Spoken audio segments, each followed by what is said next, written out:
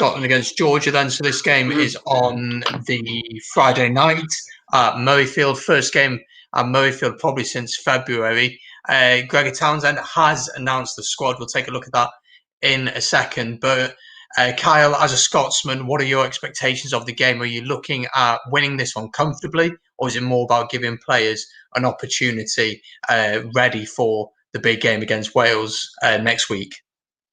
I'd say, from my own perspective, I think it should be a bit of both. We should be winning against Georgia at Murrayfield. To me, that's a given. No disrespect to Georgia, because I know they're on the rise, but I think we should be still above them at Murrayfield and winning comfortably.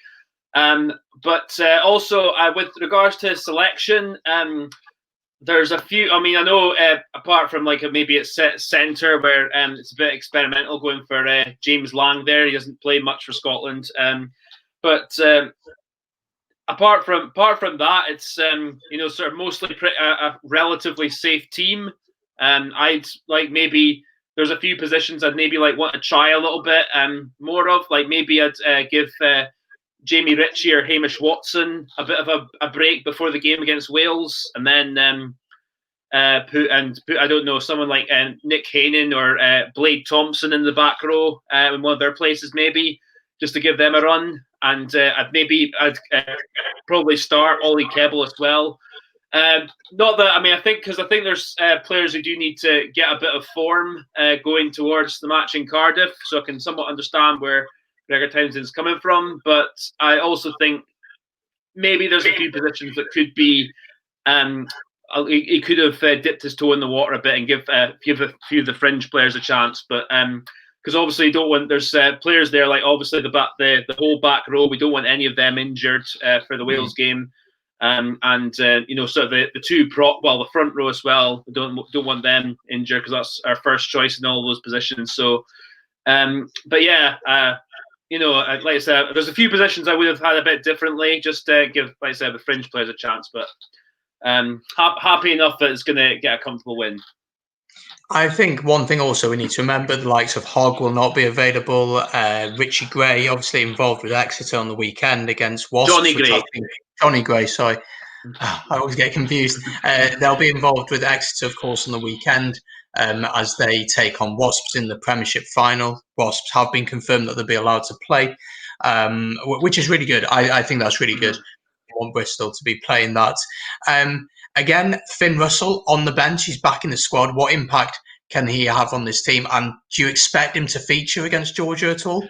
I do. I think it'll be in the last half hour or so. When the Georgians are tired, he'll come on and run around a bit. Interesting also that they've also picked the two number 8s on the bench in Nick Hayning and Cornell Dupree. Personal opinion, I don't know why Cornell Dupree's even in the squad. I just don't rate him very much. But no, I think it's good to see Finn back in the team. I think him on the bench, as I said, I think he'll come on last half hour or so. Hopefully give the Georgians a run around, set up or get a couple of tries near the end, and give himself a bit of confidence going into the Wales game. I think that's where this has been set up a bit, because I think although Adam Hastings has done well in his past couple of matches, I still think with Finn Russell, you have to have him as the starting 10 against Wales. That's just what I think. So yeah, but I think obviously Adam Hastings done well enough to keep his place just now, but in the bigger game, and you got to go with Finn. Absolutely, and I definitely feel for the Georgians. Can you imagine them puffing and blowing after 60 minutes at Murrayfield? Got up from a scrum, the replacement is announced, and Finn Russell's coming on. You're thinking, fuck me, what is the point? I think from a Georgian point of view, we know that they're obviously going to be very solid in the scrum. Set piece can be strong. Their forwards are going to carry the ball well. The reality is we don't know that much about the team. There were two names that we recognised from the list. I will get it up shortly. But for them, I think this tournament, this Autumn Cup tournament, it's not going to be like a rehearsal for the Six Nations for them, but it's a really good opportunity for them to show that they can compete at this level. They'll certainly want to be challenging the likes of Italy and getting results there.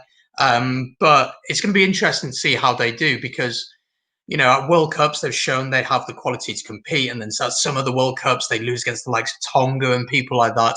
So I think, in a way, it's a little bit of a dress rehearsal for them to see if they can cope with this level. And, we saw we played them at the World Cup last year. First half, we absolutely destroyed them. Then we kind of took our foot off the gas, I felt, but they did come back into it. Do you see this as a rehearsal in a way for Georgia? Is this maybe one stepping stone away from potentially joining the Six Nations? With regards to joining the Six Nations, that's, I think, a conversation for another time. But yes, I think it is a more or less a dress rehearsal for this autumn cup thing. And I think, I agree with you. I think they will be looking to get some confidence from this game going into that one and seeing where they're at with regards to how they can compete against the Six Nations team.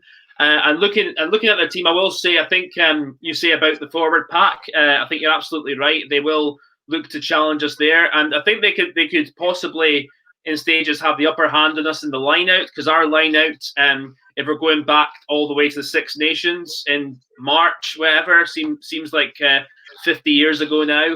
If we're going back all the way back there, our line out was pretty poor throughout on the 4 games we did play. So that's one area they'll be looking to target. And Fraser Brown, no, he's captain for this match for us. He needs to tighten up his line out throwing. He's an excellent forward in the loose. He's can be a terrier in the breakdown as well. But his line out throwing is still a bit to be desired for a hooker. So I think he needs to.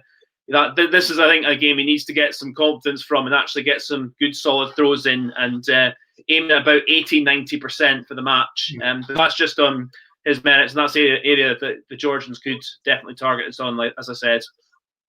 Yeah, I expect them to be disciplined. I expect them to be physical for at least the first 60 minutes. But then, not about disciplined, I think, because just look at some of the Georgian players in their history. I mean, they might have tightened up a bit. I just remember discipline hasn't been one of their strong suits in recent years, despite their improvements as a rugby nation.